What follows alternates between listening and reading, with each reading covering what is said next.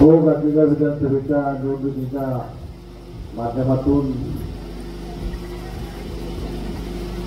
गेली 20-22 वर्ष तालुक्यामध्ये यांनी विकासाचं पर्व आणलं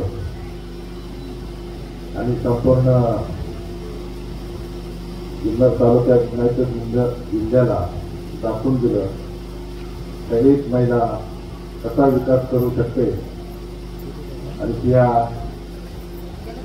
गावच्या कन्या आणि आपल्या सर्वांच्या नेत्या आणि विधानसभेच्या पक्ष उमेदवार सन्माननीय आशाताई बुचके आपल्या गावभेटीसाठी आपल्या सर्व नातेवाईकांच्या आशीर्वादासाठी मतदारांचा आशीर्वाद घेण्यासाठी या ठिकाणी आलेले आहेत.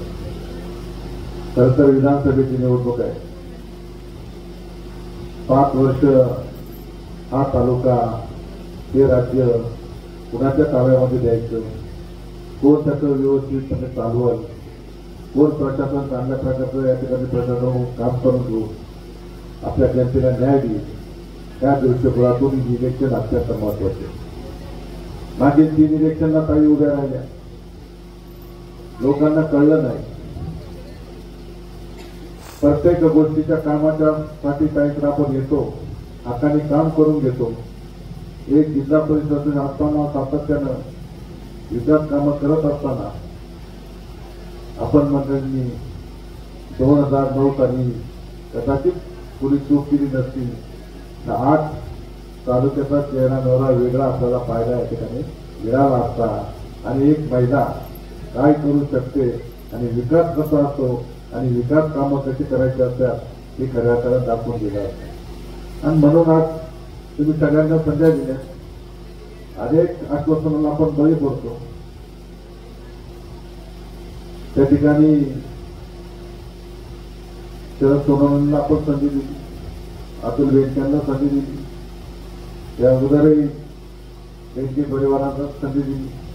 आणि मग हे सगळं करत असताना एक महिला, आपण सगळेजण म्हणतो रणरागिणी आहे, प्रशासनावर पकड आहे, प्रशासनातून काम घेण्याची त्यांच्यामध्ये दमक आहे. आणि मग सगळ्या गोष्टी करत असताना नेमकी विधानसभेला एक महिला जर चांगलं काम करून पाहत आहे, जनतेच्या विकासासाठी काम सातत्यानं झगडत असताना आपण पाहिलेलं आहे. आणि मग विधानसभा आली तर कुणाला तरी वेळ लागतात. 365 दिवस आशाताई जनतेमध्ये असतात आणि काही ठराविक मंडळी सीझन आलं आपण कसं म्हणतो तसं लोकसभा आल्या, विधानसभा आल्या तर त्यांच्या अंगामध्ये येतं आणि मग वाईट मी म्हणतो. म्हणून माझ्या सर्व मतदारांना या ठिकाणी सांगेल की खऱ्या अर्थानं आशाताईंची तालुक्याला गरज काय आहे. ते सर्वसामान्य महिलांचं इलेक्शन हातामध्ये घेतले. महिलांनी ठरवलं पाहिजे की आपण महिला आहे आणि एक महिला जर 20 वर्ष संघर्ष करून या ठिकाणी जर विधानसभेत येण्यासाठी जर संधी मागत असत तर काहींना आपण का ना करतोय. आपण सांगतोय काही कामाचे आहेत, हक्काचे आहेत, प्रशासन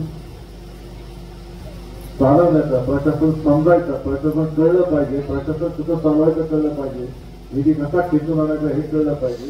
या सगळ्या गोष्टी ताईंमध्ये जर आहे तर मग आपण ताईंना खेचण्याचा का प्रयत्न करतोय. एक वेळेस आपण त्या ठिकाणी महिला म्हणून ताईंना त्या ठिकाणी संधी आपण दिली पाहिजे आणि एक महिला काय करू शकते हे खऱ्या अर्थानं आपल्याला त्या ठिकाणी पाहायला मिळालं पाहिजे. अनेक मंडळी येतात पण पुन्हा 5-5 वर्ष त्यांना तुम्ही खुर्चीवर बसवलं आणि पुन्हा एकदा तेच प्रश्न घेऊन पुढे तुमच्या पुढे येत आहेत. मला सांगा, मी कालही नेहमी सभेमध्ये सांगतो, अतुल बेनके 5 वर्ष या तालुक्याचे आमदार म्हणून काम करतायत आणि हे काम करत असताना मला एक सांगा की 20 कोटीची कामं, 3300 कोटीचे कामं करून जे म्हणतात सांगतात विकास केला म्हणून सांगतात. ठीक आहे, मूलभूत सुविधा तर देणंच आहे, त्या दिल्याच पाहिजे, त्याही पूर्ण दिल्या नाही. परंतु मला एक आवर्जून विचारायचं त्यांना की तुम्ही जाहीरपणाने ज्यावेळेस देता त्यावेळेस तुम्ही सांगा की ह्या तालुक्याच्या हितासाठी, त्या तालुक्याच्या जनतेसाठी, त्या तालुक्याच्या महिलांसाठी, त्या तालुक्याच्या विद्यार्थ्यांसाठी, त्या तालुक्याच्या ज्येष्ठांसाठी किंवा ह्या तालुक्याच्या शेतकऱ्यांसाठी मोठा निर्णय घेतला आणि हे काम या तालुक्यामध्ये मी ह्या जनतेच्या हितावरती केलं ही सांगण्याची ताकद त्यांची नाहीये असे सांगू सुद्धा शकत नाहीये. हे खरं आता मला सांगायचं. ज्या मूलभूत सुविधा आहेत जिल्हा परिषदेची कामं यांनी यांचीच सांगायची, पंचायत समितीची कामं यांनी यांचीच सांगायची, खासदारकीची कामं यांनी यांच्याच सांगायची आणि सगळ्या धोरणं आज तालुक्यामध्ये सगळीकडे जे जे लोकांना अपेक्षित होतं ते खऱ्या अर्थाने मिळालं नाही. काय होतं अपेक्षित? मागच्या वेळेस आदर्श काय होते? तालुक्याला एक अत्याधुनिक हॉस्पिटल त्या ठिकाणी पाहिजे, कारण जुन्नर तालुका हा प्रगतशील तालुका आहे. इथल्या शेवटी पुणे असेल, नगर असेल, नाशिक असेल, कल्याण असेल, मुंबई असेल, सगळ्या अंतरावर कुठल्या एखादा पेशंट इमर्जन्सी घ्यायचा म्हणजे ते 2 तास 3 तास त्या ठिकाणी आपल्याला जावं लागतं आणि म्हणून एक अत्याधुनिक हॉस्पिटल आपल्याला त्या ठिकाणी पाहिजे, ते सुद्धा हे करू शकले नाही. असे अनेक प्रश्न आहेत की ज्या प्रश्नांना करत जर आपण आदिवासी पट्ट्यामध्ये गेलो तर हिरडा फॅक्टरी 2000 साली खेळण्यासाठी सुरुवात झाली ती आतापर्यंत कुणी थांबून ठेवली, ती का चालू झाली नाही या प्रश्नाचं उत्तर त्यांनी द्यावं ना. तुम्ही आमदार काय केलेत ना, आमदार म्हणून तुम्ही तात्काळ त्या ठिकाणी गोष्टीमध्ये बसलेत ना आणि पुन्हा एकदा 9 गावांना गावाला पाणी देतो. कुठून पाणी देणार आहे बाबा तू? आणि पाणी देतो कुठून देणार आहे? सर्वेला पैसे टाकले मंजूरच केलं आणि सातत्यानं पाठपुरावा काही करत होते. गेले समाजाचे मंत्री देवेंद्रजी फडणवीस आहेत त्यांच्याकडे काही पाठपुरावा केला, पण आपले लोक कुठेतरी खोट्या हातांना बली पडून मी आजही आवर्जून सांगतो की ज्यावेळेस आपल्याला 1 ते 3 TMC पाणी ज्यावेळेस माणिकगावमध्ये वडदमध्ये या ठिकाणी आपल्याला टाका होईल त्याच वेळेस या गावांना आपल्याला पाणी देता येईल. पहिलं पाणी कुठं वाढवणार आहे, कसं वाढवणार आहे हे जनतेला सांगा. तिथं काही वाढ उठण्यासाठी त्या लोकांची फसवणूक करायची नाही. आज तुम्ही नुसतं सर्वे करायचं झाले तर मंजूर झाल्या मागच्या पंचवाची नक्कीच आणि म्हणून अशा भूलथापांना बळी न पडता खऱ्या अर्थाने जनतेचं जलजीवन योजना केंद्र शासनाने या ठिकाणी आणली.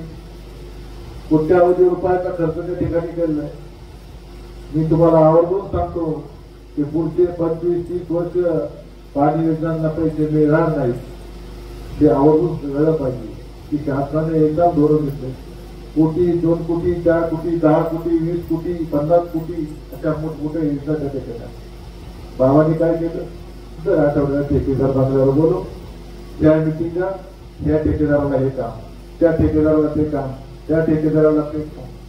चला कामं सुरू व्हायच्या अगोदर चला पैसे आणून द्या 5-5%, 10-10% सगळ्यांची योजना पुढे. आज लोकांना आधी चला माझ्याबरोबर आदिवासी पट्ट्यामध्ये आधी मला त्या आपशीवर आहे तिथे 2-2 हाटे डोक्यावर घेऊन पोहतायत, 2-2 किलोमीटर चालतायत. पण नेमकी विकास काय? पुढील बांधारे ती लोक माणिकगाव मधले पिंपळगाव मधले शेवटी टँकर मुक्त तालुका करायचा आहे. तुम्हाला टँकर मुक्त तालुका झाला पाहिजे. काय पुढील बांधारे त्या ठिकाणी होऊ शकत नाही. आणि मग हे सगळे प्रश्न आपल्याला जर सोडवायचे असतील त्या सर्व प्रश्नांना रस्ते होतील. आता कोण म्हणतं काय मी असं केलं, मी एवढं केलं, 2200 कोटीच्या गप्पा आणतोय, 3300 कोटीच्या गप्पा आणतोय.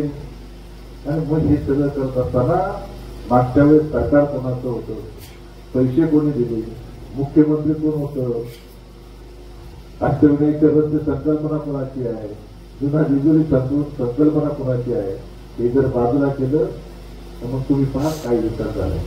आणि मग तरी आपण चुकीच्या आत्मसाला बळी पडतोय. कोणीतरी आता घेते छत्रपती शिवाजी महाराजांचं आपलं एक दैवत आहे. त्या जुन्नर तालुक्याचा एक अभिमान आहे, महाराष्ट्राचा एक अभिमान आहे. मला आवर्जून सांगायचंय की छत्रपती शिवाजी महाराजांचे जन्म झालेली भूमी, मला सांगा शिवनेरी किल्ला मोठा आहे का त्याच्यापेक्षा मोठं काही मोठं असू शकतं? असू शकतं का? शिवनेरीपेक्षा मोठं नाही आणि शिवनेरीपेक्षा उंच काही होऊ शकतं का? बस तरी आमच्या शिवनेरीचं महत्व कमी करायचं, शिवनेरी आपल्या जन्मस्थळाचं महत्व करून आपल्या कुठेतरी उद्याच काहीतरी गोष्टींना महत्व देऊन इलेक्शन ही विकासाच्या मुद्द्यावर जनतेला काय अपेक्षित आहे, या ठिकाणी शेतकऱ्यांसाठी आपल्याला काय केलं पाहिजे, महिलांसाठी आपल्याला काय केलं पाहिजे, विद्यार्थ्यांसाठी आपल्याला काय, कुणी काय बोलतोय त्याच्यावर, आज हा याच्यावर टीका करतोय, तो तिच्यावर टीका करतोय, तो त्याच्यावर टीका करतोय, यांनी असं केलं त्यांनी तसं केलं. आमचं इलेक्शन आहे काही विकासाच्याच मुद्द्यावर अजंता ठेवून त्या ठिकाणी इलेक्शन लढतायत आणि त्याचबरोबर हिंदुत्वाचा मुद्दा घेऊन त्या ठिकाणी इलेक्शन लढतायत. उद्याचा आपला धर्म टिकला पाहिजे, धर्म जगला पाहिजे, त्या ठिकाणी हिंदुत्व जगलं पाहिजे, त्या मुद्द्यावर खऱ्या अर्थानं काही इलेक्शनला या ठिकाणी सामोरं जात असताना मला कोण काय करताय याच्यापेक्षा मला काय करायचे आणि मला जनतेला काय द्यायचं माझ्या त्यांच्या डोक्यामध्ये आपल्याला वाटतात नाही, कधी कधी सांगत सुद्धा नाही, पण त्यांच्या डोक्यामध्ये जे विजन असतात ते कधी कधी एखाद्या इंजिनियरला सुद्धा सुचत नाही की काही त्यांना सांगतात त्याबाबत असं जर हे केल्यानंतर याचं होईल हे सांगणाऱ्या आशा नाही आहेत. आणि म्हणून प्रशासनावर असलेली ती भक्कम पकड. आणि सकाळी येडगाव मध्ये गणेश नगर मध्ये नेरवाडीमध्ये सभेला गेलो आणि प्रस्तावना करताच मध्येच लाईट गेली 1 मिनिट. त्यांनी फोन लावला. आता अधिकारी आपल्याच गावचे ह्याच गावचे आहेत, डोंगरे साहेब म्हटलं काय लाईट काय घालून द्या मी आतोय. दुसऱ्या मिनिटाला लाईट चेंज करायची परत मला डोंगरे साहेबांचा फोन आला लाईट आली का म्हटलं साहेब आधी लगेच पाठवलं. आणि ही असणारी गोष्ट हे प्रशासनाला आपल्याला काम. आता नानाने सांगितलं नाही, नानाच्या घरामध्ये काढं सांगितली तर मला सांगा गावडे मळ्याचा रस्ता किती वेळा कोणी केला तुम्हाला सांगत नाही. मला त्यांना विचारायचं ना जे म्हणतात ना काही काय काम करतात कोणी विचारू. मला वाटतं 3 ते 4-5 वेळा तो रस्ता काहीच केला असेल. इथला त्यांचे एका गावचा रस्ता कोणी केला, गाडवे मळ्यातला रस्ता कोणीच केला. मग सगळे हे कॉम्प्लिकेशन काही ग्रामपंचायत कार्यालय काही नाही दिलं. आणि मग याची जर काम तुम्ही स्पर्धा जरूर करा. आणि मग स्पर्धा कोणाची करता, एका महिलेची स्पर्धा तुम्ही करता. कोण करतंय, खासदारकीच्या खुर्चीवर तुम्ही बसले, आमदारकीच्या खुर्चीवर तुम्ही बसले आणि ते स्पर्धा कोणाला करतात. मग एकदाच्या खुर्चीवर साईडला बसू द्या आणि मग साईडची तुम्ही स्पर्धा करा की तालुक्याचा आमदार काय करू शकतो, तालुक्याचा खासदार काय करू शकतो हे खऱ्या अर्थानं आपल्याला काय केलं.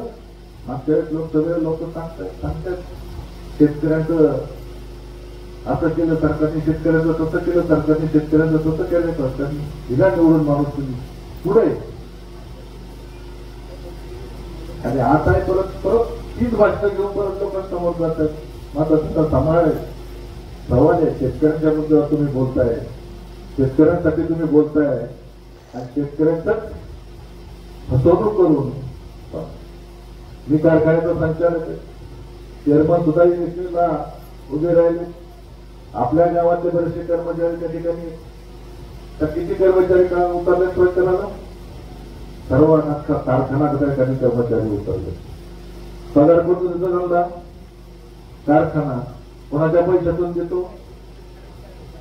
मग स्वतःची प्रॉपर्टी मालमत्ता वाटेल काय तुम्हाला. मग या टीका करतायत आम्ही शेतकऱ्यांसाठी आम्ही भांडतोय म्हणताय आणि एक बोलले शेतकऱ्यांचेच पैसे खर्च करून तुम्ही इलेक्शन मध्ये यंत्रणा राबवतात. कर्मचारी मला हात जोडून सांगतायत, समोर भेटले मला माफी करा, मला काय आमचा दबाव आहे, आम्हाला काय तर कामावरून पडून टाकतील ह्या सगळ्या गोष्टी. आणि म्हणून येणाऱ्या 20 तारखेला आपण त्या तालुक्याचं नेतृत्व करण्याचं, हा तालुका 5 वर्षासाठी, काही फक्त 5 वर्षासाठी म्हणतात, पुढच्या पंचवार्षिकला परत माझ्या ताब्यात त्या म्हणायला काही येणार नाही. परंतु त्या पंचवार्षिक मला काय चालेल आम्ही काय करतो, आम्ही फक्त त्या गटातले 2-4 गाड्या घेऊन फक्त आम्ही लोकांना उगत 25-30 गाड्याचा तापा घ्यायचा, बाहेरची सगळी लोक आणायची, गर्दी करायची. आज याच्यातल्या बाहेरचं कोणी आहे का नाही. त्यांच्या मिटिंग त्याच्यात कोण होतं, रोजातून सवाल द्या, पण तिथे ज्यावेळेस गर्दी केली त्याच्यात 10 गावचे असतात आणि बाकी सगळे बाहेरचे असतात. आज सगळे याच्यातल्या बाहेरचे कोण येत, आम्ही 2च गाड्या घेऊन आलोय. आमचं दोनच गाड्या आमच्या बरोबर आहे. आणि मग लोक चर्चा करतात. आमच्यासारखे मीडियावाले आहेत, आमच्याबरोबर आहेत, काही सुपारी बाजार आहेत. तुम्ही असं झाले, काही इकडे ह्या भारतात कमी आहे, काही प्रचारात फार मागे आहे. हा तुम्हाला पाकिट दिलं का काही प्रचारात पुढे जातात. हा आणि मग माझा सवाल आहे, असं कुठंच काही नाहीये. अतिशय परवा तर मी सांगितलं ओतूरला कधी रॅली करायची, काही रॅली ओतूरच्या आपण पाहिजे असेल. महिलांनी आपण कुठल्याही महिला पगारी किंवा 300 रुपये रोज, 400 रुपये रोज, 500 रुपये रोज ठरून झाले. जसं काय कॉन्ट्रॅक्ट लेबर सप्लाय आहे ना, तसं चालू झालेलं आहे. तसं कुठल्याही न करता आपण साहेबांना त्यावेळेस प्रॉपर मतदारांनी मनावर घेतले आणि शेवटपर्यंत मतदारांपर्यंत जाऊन भेटी घ्यायच्या आणि मतदारांचेच आशीर्वाद घ्यायचे आणि मतदार राजाला ते सगळं सांगायचे. आणि म्हणून येणार आहे 20 तारखेला आपण 5 नंबरचं कुकरचं बटन दाबून काहींना ह्या तालुक्याचं आमदार करून या तालुक्याचं काम करण्याची, विकास करण्याचे काम संधी आपण द्याल अशी अपेक्षा आम्ही या ठिकाणी करतो. आणि पुन्हा एकदा आपलं मनापासून आभार मानतो आणि थांबतो.